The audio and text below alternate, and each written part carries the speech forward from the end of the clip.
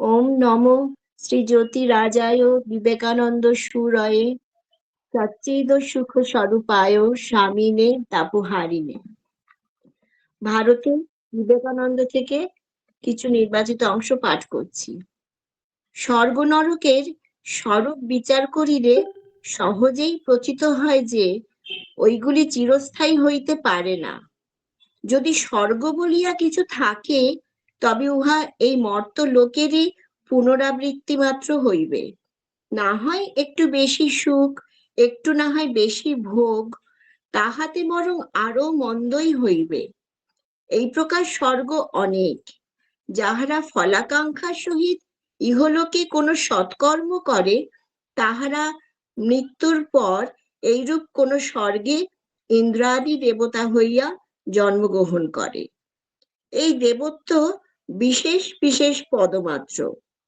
এই দেবতারাও একসময় মানুষ ছিলেন, সৎকর্মবশে ইহাদের দেবত্ব প্রাপ্তি হইয়াছে।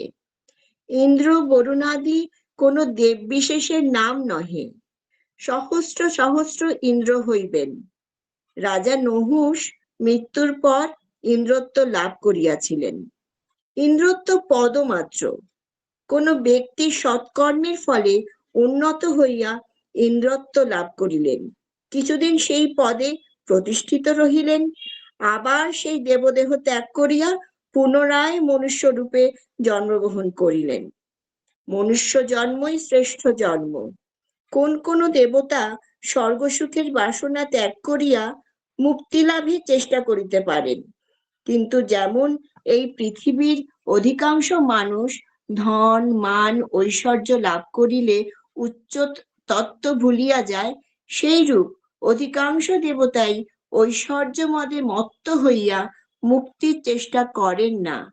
তাহাদের শুভ কর্মের ফলভোগ শেষ হইয়া গেলে তাহারা পুনরায় এই পৃথিবীতে আসিয়া মনুষ্য দেহ ধারণ করেন। নমস্কার।